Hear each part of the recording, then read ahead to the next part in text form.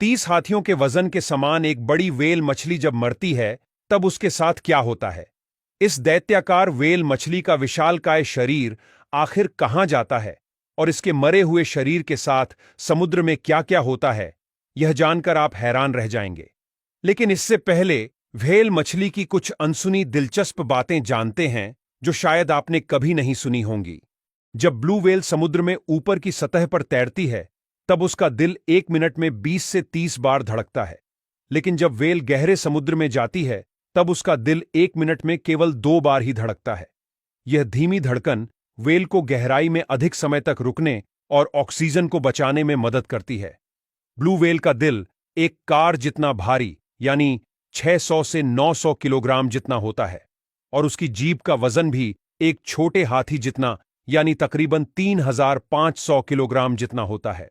Whale का सोने का तरीका बेहद अनोखा और अद्भुत है। दरअसल ब्लू व्हेल जब सोती है तो उनका मस्तिष्क का आधा हिस्सा सक्रिय होता है और दूसरा आधा हिस्सा आराम करता है, क्योंकि व्हेल एक स्तनधारी जीव है और उसे सांस लेने के लिए कई बार पानी की सतह पर जाना पड़ता है। और अगर भूल से भी व्हेल पूरी तरह गहरी नींद में चली जाए तो वह सांस लेना भूल सकती है और उस प्रकार से डूबने से उसकी मौत भी हो सकती है। इसलिए व्हेल अपने मस्तिष्क के दोनों हिस्सों को बारी बारी से आराम देकर सोती हैं और कभी पूरे मस्तिष्क को एक साथ नहीं सोने देती। दूसरी ओर, जब मादा ब्लू व्हेल प्रजनन के लिए तैयार होती है तब 2 से 5 नर ब्लू व्हेल वह मादा को आकर्षित करने के लिए आपस में प्रतिस्पर्धा करते हैं। यह स्पर्धा गहरे आवाज निकालने की और अंग प्रदर्शन की हो सकती है। अंत में मादा व्हेल उस नर को चुनती है जो शारीरिक रूप से मजबूत और गहरे स्वर का होता है। इसके बाद ब्लू व्हेल की गर्भावस्था इंसानों से थोड़ी ज्यादा यानी 10 से 12 महीनों की होती है। आमतौर पर ब्लू व्हेल एक ही बच्चे को जन्म देती है। जन्म के समय बच्चे का वजन 3000 केजी तक और लंबाई 20 फीट तक होती है। जन्म के बाद मादा व्हेल अपने बच्चे को दूध पिलाती है जो बच्चे के लिए बहुत जरूरी होता है।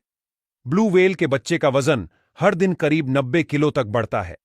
अब करते हैं सबसे महत्वपूर्ण बात। ब्लू व्हेल मछली जब मरती है तब उसके साथ क्या-क्या होता है। मृत्यु के बाद व्हेल के शरीर के साथ कई प्रक्रियाएं होती हैं जिन्हें व्हेल फॉल कहा जाता है। यह व्हेल फॉल मुख्य रूप से 3 स्टेज में होता है। यह तीनों स्टेज समुद्र के सब जीवों के लिए काफी महत्वपूर्ण होते हैं। स्टेज 1, जब व्हेल की मृत्यु होती है तब उसका वजनदार शरीर समुद्र में डूबने लगता है। लेकिन कुछ व्हेल के शरीर में गैस होती है और गैस की वजह से वह पानी के ऊपर तैरता रहता है। लेकिन जैसे ही शरीर में से गैस निकल जाती है तब धीरे धीरे वह गहरे समुद्र में डूबने लगता है। जब व्हेल का शरीर समुद्र की गहराई में पहुंचता है तब पहला चरण शुरू होता है, जिसमें कई प्रकार के बड़े और छोटे जीव जैसे कि शार्क, क्रेब्स और अन्य मांसाहारी मछलियां व्हेल के मांस को खाने लगती हैं। यह चरण तकरीबन 1 से 2 महीने तक चलता है। स्टेज 2, यह स्टेज में व्हेल के शरीर का मांस खत्म हो चुका होता है।